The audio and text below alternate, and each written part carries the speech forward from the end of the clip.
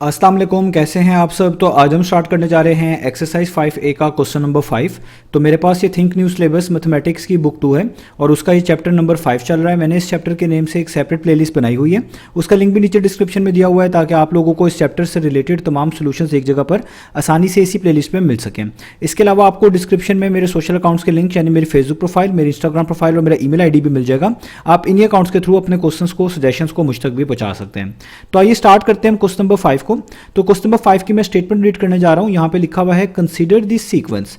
तो आपको आगे एक सीक्वेंस दिया हुआ है जिसमें फर्स्ट टर्म 10 है, सेकंड टर्म 14 है, थर्ड टर्म 18 है, फोर्थ टर्म 22 है और फिफ्थ टर्म आपको 26 दी हुई है। यानी इस सीक्वेंस की जस्ट आपको 5 टर्म्स बताई हुई हैं। आगे डॉट डॉट डॉट है, इसका मतलब है कि ये सीक्वेंस इसी पैटर्न में फॉलो होता हुआ आगे इस तरह ही चलता रहेगा। तो पहले पार्ट में आपको कहा जा रहा है write down the next 2 terms of this sequence. तो आपको कहा जा रहा है कि ऊपर जो आपको सीक्वेंस गिवन है आपने इसकी अगली 2 टर्म्स फाइंड आउट करके दिखानी है। तो इसके अंदर 5 टर्म्स तो पहले से ही है, तो फिफ्थ टर्म से अगली 2 टर्म्स होगी, सिक्स्थ और सेवन टर्म वो आपने फाइंड आउट करके दिखानी है। तो सबसे पहले हम इसी फर्स्ट वाले पार्ट से स्टार्ट करेंगे और इसकी अगली 2 टर्म्स फाइंड आउट करेंगे। तो उसके लिए हम क्या करेंगे, इस सीक्वेंस को यहां पे नोट डाउन कर लेते हैं। तो इस सीक्वेंस की जो पहली टर्म है वो है 10, सेकंड टर्म है इसकी 14, थर्ड टर्म इसकी है 18, फोर्थ टर्म है 22 और इसकी जो फिफ्थ टर्म है वो है 26 और इससे अगली 2 टर्म्स चाहिए यानी सिक्स्थ और सेवन टर्म चाहिए। उनकी जगह पे इस तरह की लाइन लगा रहा हूं और आगे डॉट डॉट डॉट। इसका मतलब है ये सीक्वेंस इसी तरीके से आगे फॉलो होता रहेगा। अब मैंने आपको इसी एक्सरसाइज के स्टार्ट वाले क्वेश्चन में ये चीज़ें बताई हुई हैं कि आपने सीक्वेंस को डिफरेंट वे से अंडरस्टैंड करने की कोशिश करनी है, देखना है कि इसमें ये सीक्वेंस किस तरह का है, तभी आपको रियलाइज हो पाएगा कि इसमें कौन सा खास रूल या पैटर्न फॉलो हो रहा है और उसी के मुताबिक आप इसको समझ भी पाएंगे और इसकी टर्म्स को फाइंड आउट भी कर पाएंगे। तो देखिए ये भी एक इंक्रीजिंग ऑर्डर में लिखा हुआ सीक्वेंस है। इंक्रीजिंग ऑर्डर का मतलब है यहां पर आप देखें हर अगला नंबर पिछले नंबर से बड़ा है। जैसे आप देखें 14 जो है वो 10 से बड़ा है, यानी 14 वाली टर्म सेकंड वाली टर्म फर्स्ट वाली टर्म से बड़ी है। 14 से आगे 18 आ रहा है, 18 14 से बड़ा है, 22 18 से बड़ा है और 26 अपनी पिछली लिखी हुई टर्म 22 से बड़ी है। तो हर टर्म पिछली वाली टर्म से बड़ी है, इसको हम बोलते हैं इंक्रीजिंग ऑर्डर में लिखा हुआ सीक्वेंस। तो ऐसे सीक्वेंस में मैंने आपको बताया हुआ कि पॉसिबिलिटी हो सकती है कि कोई खास टर्म को अगर ऐड कर दिया जाए हर एक टर्म में तो अगली टर्म मिल सकती हो, या किसी खास टर्म को मल्टीप्लाई कर दिया जाए हर एक टर्म में तो उससे आपको अगली टर्म मिल सकती हो। ये पॉसिबिलिटी हो सकती है। तो इन पॉसिबिलिटीज को चेक करने के लिए सबसे पहला काम हम ये करते हैं कि हम इनके डिफरेंसेस निकालते हैं, इनका गैप निकालते हैं। अगर इनका गैप सेम आ जाए जिसको हम कॉमन डिफरेंस बोलते हैं, फिर हम आसानी से इसका रूल भी समझ लेते हैं और इसकी अगली 2 टर्म्स फाइंड आउट भी कर पाते हैं। तो पहला हमने जो चांस लेना होता है वो यही लेना होता है कि हम इनके डिफरेंसेस को फाइंड आउट करके देखें। हो सकता है इनमें डिफरेंसेस सेम आ रहे हो, यानी कॉमन डिफरेंस मौजूद हो। ये हो भी सकता है और नहीं भी हो सकता। तो इसके लिए आपको क्या करना पड़ेगा, आपको हर अगली टर्म में से पिछली टर्म को माइनस करना पड़ेगा। तो यहां पे 10 से आगे 14 है, तो 14 में से आप माइनस कर दें 10, तो 14 माइनस 10 कितना होता है, वो होता है 4। इसी तरीके से एक और डिफरेंस निकालें, 14 के आगे 18 है, तो 18 में से भी पिछली टर्म माइनस करके देखें 14, जो कि दोबारा से कितनी आएगी 4। और 18 के आगे 22 है, तो एक और डिफरेंस निकाल लें, 22 में से भी माइनस कर दें पिछली टर्म को जो कि है 18, और ये भी आपको पता है ये भी कितना आपके पास आ जाएगा, 4 आ जाएगा। तो आप देखें जब भी हमने 2 टर्म्स का डिफरेंस निकाला है तो आपको हमेशा सेम नंबर 4 मिल रहा है। तो जब भी आपको इस तरीके से सेम नंबर मिले, सेम डिफरेंस मिले हर 2 टर्म्स का, तो इसका मतलब इस सीक्वेंस के अंदर कॉमन डिफरेंस मौजूद है। तो आप यहां पे लिखेंगे भी कि इस सीक्वेंस के अंदर जो है वो कॉमन डिफरेंस मौजूद है और वो कितना है, वो है 4। तो आप लिखेंगे कॉमन डिफरेंस इज 4।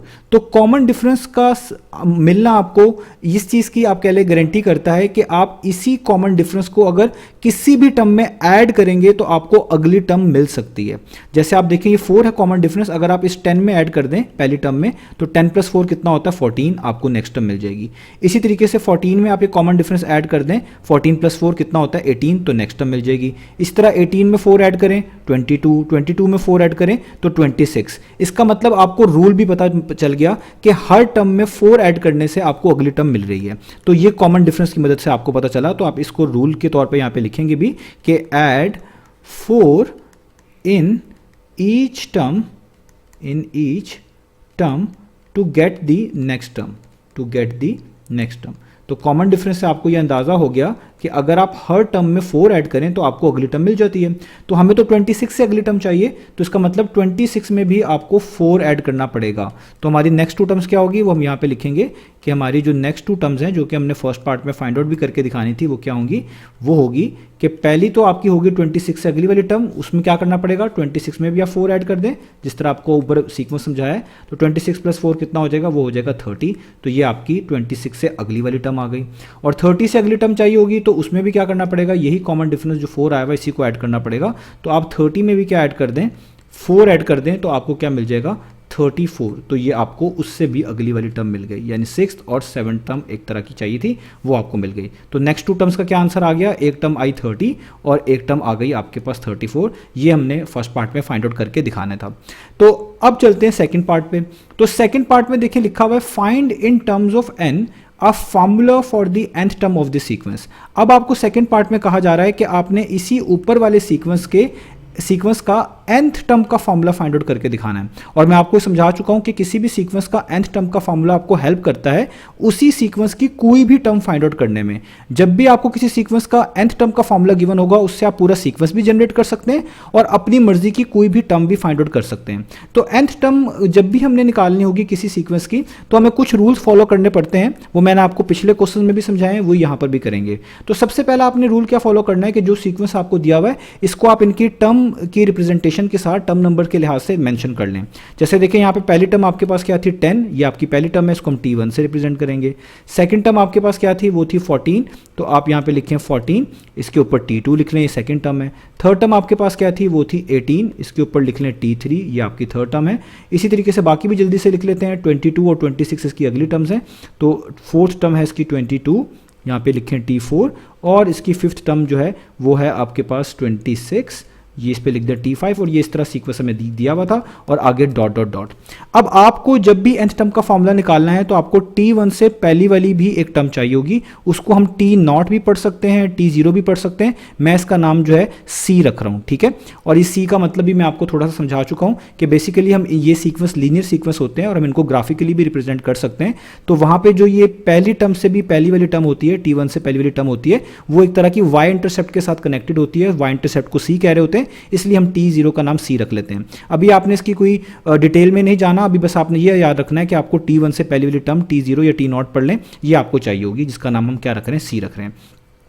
अब आपका दूसरा काम ये होगा कि आप ये चेक करें कि इनमें क्या कॉमन डिफरेंस मौजूद है, क्या हर दो टर्म्स का जो गैप है वो सेम है कि नहीं है। तो वो हम पहले पार्ट में ही चेक कर चुके हैं कि इसके अंदर कॉमन डिफरेंस 4 मौजूद है, ये लाजमी इसमें मौजूद होना चाहिए। अगर आपके सीक्वेंस में कॉमन डिफरेंस मौजूद नहीं है तब आप इस तरह का मेथड जो भी हम यहाँ पे करेंगे भी वो फॉलो नहीं कर सकते और आपको nth टर्म का फॉर्मूला किसी और मेथड से निकालना पड़ेगा। तो कॉमन डिफरेंस आपको लाजमी मिलना चाहिए। तो यहाँ पे हमें पहले से ही पता है, तो इसलिए चीज़ को मैं यहाँ पे मेंशन कर रहा हूँ कि हमारे पास जो कॉमन डिफरेंस है वो यहाँ पे क्या है, वो 4 है। कॉमन डिफरेंस इज 4, ठीक है। तो ये आपको लाजमी पता होना चाहिए। अगर आपको ये क्वेश्चन अलग से आएगा आपको निकालना पड़ेगा। यहाँ पे हम क्योंकि ऊपर फाइंड आउट कर चुके हैं कॉमन डिफरेंस, तो इसलिए मुझे यहाँ पर दोबारा से इसको फाइंड आउट करने की जरूरत नहीं है। अब जब आपने कॉमन डिफरेंस निकाल लेना है, अब आपको इस वाली टर्म को चाहिए निकालना है t0, जिसका नाम हमने c रखा हुआ है। तो हम इस टर्म को फाइंड आउट करते हैं, तो हम लिखेंगे टर्म बिफोर t1, ये वो वाली टर्म है जो t1 से भी पहले आ रही है और इसका नाम हमने क्या रखा हुआ है, c। तो ये कैसे निकलेगी, तो जब भी आपके सीक्वेंस में कॉमन डिफरेंस मौजूद होता है इसका मतलब होता है कि आप उस कॉमन डिफरेंस को हर टर्म में ऐड करेंगे तो अगली टर्म मिल जाएगी और उस टर्म में से सब्ट्रैक्ट करेंगे तो पिछली टर्म मिल जाएगी। जैसे आप देखें अगर आप 10 में ऐड करते हैं 4 तो आपको क्या मिलता है, आपको अगली टर्म मिलती है 14। 14 में भी आप ऐड करेंगे 4 तो आपको अगली टर्म मिलेगी 18। तो इसी रूल को अगर आप उल्टा दें कि आप हर टर्म में से यही कॉमन डिफरेंस माइनस करें तो आपको जिस टर्म में से भी आप ये माइनस करेंगे उसकी पिछली टर्म मिल जाएगी। जैसे अगर आप देखें 14 में से आप 4 माइनस कर दें, सब्ट्रैक्ट कर दें, तो 14 - 4 कितना होता है, 10, उसकी पिछली टर्म। और इसी तरीके से 10 में से भी अगर आप 4 को माइनस करें तो 10 - 4 कितना आएगा, 6, तो आपको 10 से पहली वाली टर्म भी मिल जाएगी। तो कॉमन डिफरेंस ऐड करने से अगली टर्म, कॉमन डिफरेंस सब्ट्रैक्ट करने से पिछली टर्म मिलेगी। तो यहाँ पर हम सी किस तरह निकाल सकते हैं कि t1 जो है, जो हमारे पास टर्म नंबर 1 है वो 10 है और इसमें से कॉमन डिफरेंस जो कि 4 है इसको आप क्या कर दें, सब्ट्रैक्ट कर दें। तो 10 - 4 कितना आ जाएगा आपके पास, वो आ जाएगा 6। तो ये आपने टर्म बिफोर t1 भी निकाल ली। अब जब आपके पास कॉमन डिफरेंस भी होगा, टर्म बिफोर t1 भी होगी, तो अब आप जनरल टर्म का फॉर्मूला लिख सकते हैं। तो इसलिए हम यहाँ पे लिखेंगे कि जनरल टर्म फॉर्मूला, इसको आप nth टर्म भी बोलते हैं, ठीक है। और इसको हम लिखते हैं इस तरीके से tn, इसको आप nth टर्म भी कह सकते हैं, और यही एक तरह का जनरल टर्म का फॉर्मूला भी होता है। तो इसको लिखने के लिए आप आगे इक्वलिटी का साइन लिखेंगे। अब यहाँ पर आपने याद रखना है कि आपने सबसे पहले कॉमन डिफरेंस लिखना है। कॉमन डिफरेंस कितना है, वो है 4। जो भी कॉमन डिफरेंस होगा इसको हमेशा n के साथ मल्टीप्लाई करना है। तो 4 मल्टीप्लाई बाय n कितना हो जाएगा, n 4n, यानी ये वाली n होता है जो यहाँ पे आ रहा होता है, और इसमें हमेशा प्लस कर देना होता है c। तो c की वैल्यू कितनी है आपके पास, वो है 6। तो ये आपका कहलाता है जनरल टर्म का फॉर्मूला। तो 4n प्लस 6 का मतलब है अगर आप यहां पर n की जगह पे 1 पुट करेंगे तो 4 1 टाइम्स 4 हो जाएगा, 4 प्लस 6 कितना आ जाएगा 10, यानी आपको t1 मिल जाएगी। n की जगह पे 1 का मतलब है पहली टर्म मिल जाएगी जो कि 10 होगी। तो देखिए यहाँ पे पहली टर्म 10 लिखी हुई है। इस तरह n की जगह पे वैल्यू चेंज करते रहेंगे तो आपको अपनी मर्जी की कोई भी टर्म मिल जाएगी। यही जनरल टर्म के फॉर्मूले का फायदा होता है। तो ये हमने जनरल टर्म फॉर्मूला भी निकाल लिया। अब हमने थर्ड पार्ट में देखना है। तो थर्ड पार्ट में लिखा हुआ है hence find the 200th term. अब आपको 200th टर्म चाहिए, तो ये हम यहां पर इसका थर्ड पार्ट कर लेते हैं। तो हमें कौन सी चाहिए, 200th टर्म। 200 का मतलब है हमें T200 चाहिए, क्योंकि ये जो आपके पास Tn होता है इसमें n की जगह पे अगर 1 पुट करेंगे तो इसका मतलब होता है टर्म नंबर 1, n की जगह पे 2 पुट करेंगे तो टर्म नंबर 2। तो अगर 200 चाहिए टर्म तो इसका मतलब है T200 चाहिए। तो अगर आपके पास किसी भी सीक्वेंस का जनरल टर्म का फॉर्मूला मौजूद है तो आप अपनी मर्जी की कोई भी टर्म उस सीक्वेंस की निकाल सकते हैं।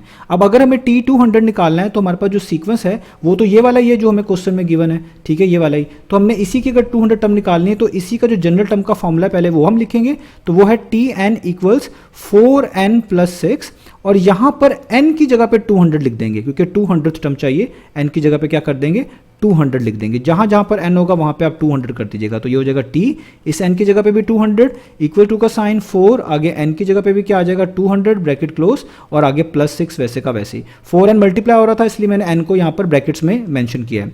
अब 4 को पहले ब्रैकेट्स ओपन करनी पड़ेंगी तो 200 को 4 से मल्टीप्लाई करना पड़ेगा। तो 4 मल्टीप्लाई बाय 200 कितना हो जाएगा, वो हो जाएगा 800, आगे प्लस 6 वैसे का वैसे ही, और 800 प्लस 6 कितना होता है, वो होता है 806। यानी ऊपर दिए गए सीक्वेंस की जो 200th टर्म होगी वो होगी 806। ये भी हमने यहाँ पर फाइंड आउट कर ली। तो इस तरीके से इन तीनों पार्ट्स को हमने करना था। उम्मीद है आपको तीनों पार्ट्स का सोल्यूशन समझ आ गया होगा। इंशाल्लाह नेक्स्ट वीडियो में मिलेंगे बाकी सोल्यूशंस के साथ।